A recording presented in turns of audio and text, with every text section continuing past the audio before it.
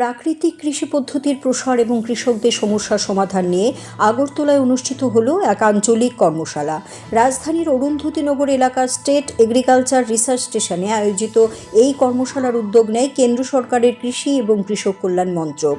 অনুষ্ঠানের আয়োজক ছিল ইম্ফলের regional centre for organic and natural farming এবং সহযোগিতায় ছিল ত্রিপুরা কৃষি এবং কৃষক কল্যাণ দপ্তরের স্টেট এগ্রিকালচার রিসার্চ স্টেশন।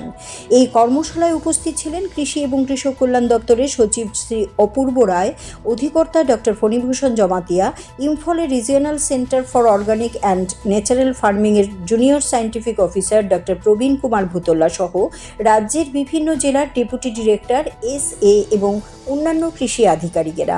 এছাড়াও অনুষ্ঠানে উপস্থিত ছিলেন কৃষি সখী এবং প্রাকৃতিক কৃষির সঙ্গে যুক্ত বহু কৃষক।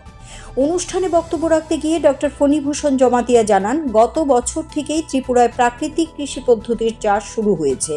বর্তমানে রাজ্যে প্রায় 6,000 হেক্টর জমিতে এই পদ্ধতিতে চাষ হচ্ছে এবং এর সঙ্গে যুক্ত রয়েছেন 13,000-এরও বেশি কৃষক। কর্মশালায় সরাসরি কৃষকদের কাছ থেকে তাদের অভিজ্ঞতা এবং সমস্যার কথা শোনা হয় এবং সেই সমস্যাগুলো সমাধানের জন্য বিশেষজ্ঞদের পক্ষ থেকে বিভিন্ন পরামর্শ দেওয়া হয়।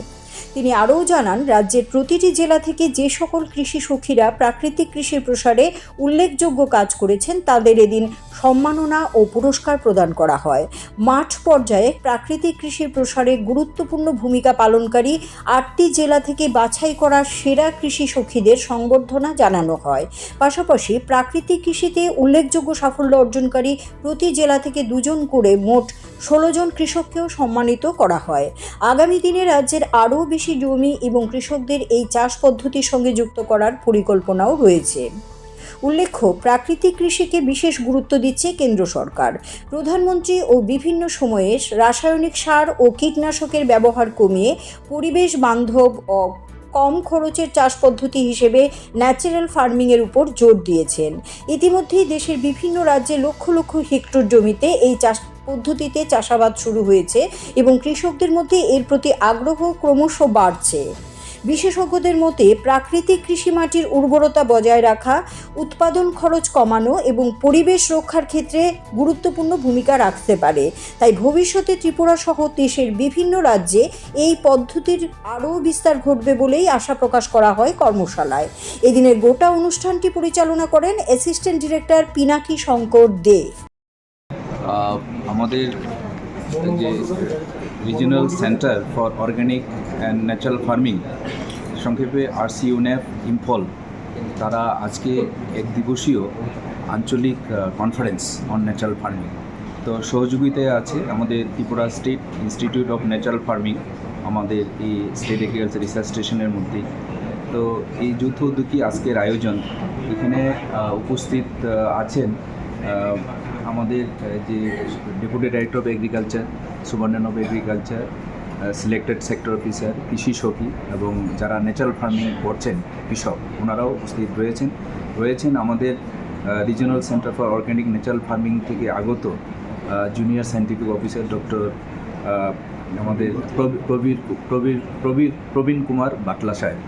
তো আজকে মূলত ওনাদের যে গত বছর থেকে যেটা চালু হয়েছে ন্যাচারাল ফার্মিং ত্রিপুরা রাজ্যে, প্রায় 5,550 হেক্টর জায়গায় 13,850 জন যে ন্যাচারাল ফার্মিং প্র্যাকটিস করছে কৃষি জমিতে, ওনাদের মানে কাজ করতে গিয়ে এটা প্র্যাকটিস করতে গিয়ে কী অসুবিধা হচ্ছে, এগুলো মূলত ওনাদের থেকে আমরা শুনবো এবং শুনে ওনাদের যে ইস্যুস বা প্রবলেমস, ওটাকে আমরা ওনার মাধ্যমে গভর্নমেন্টের কাছে আমরা পৌঁছাবো, যাতে করে আরও সুন্দরভাবে কীভাবে এটাকে ইমপ্লিমেন্টেশন করানো যায় এটা নিয়ে।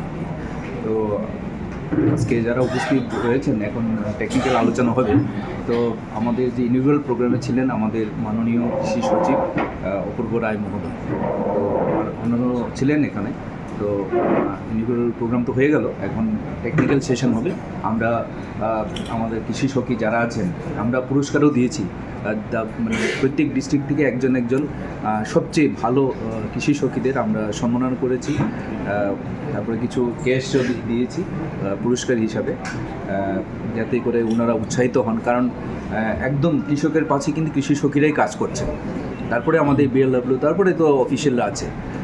তো ওনাদের উৎসাহিত করার জন্য আজকে ওনাদেরকে আমরা সম্মাননা প্রদান করেছি এবং সামনের দিনে ওনাদের থেকেই শুনবো বিশেষ করে, এবং আমাদের দপ্তরে যারা আছে তারা থেকেই শুনবো কীভাবে এটাকে আরও সুন্দরভাবে আগামী দিনে ইমপ্লিমেন্ট করা যায়। কারণ এটা ন্যাচারাল ফার্মিংটা এখন গভর্নমেন্ট অফ ইন্ডিয়ার কাছে সবচেয়ে ইম্পর্টেন্ট এবং বড় স্কিম। আমরাও ত্রিপুরা রাজ্যে 111টা ক্লাস্টার নিয়ে চলছিল, এখন আগামী বছরে আরও যুক্ত হবে, নতুন ক্লাস্টার যুক্ত হবে, নতুন কৃষকরাও যুক্ত হবে।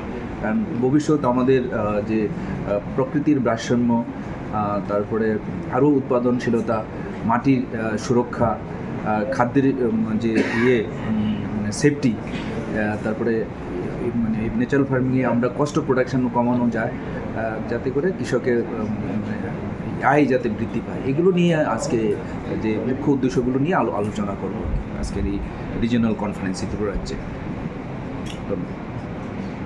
मैं doctor Praveen Utla, junior scientific officer, regional centre of organic and natural farming, Imphal, government of India, ministry of agriculture.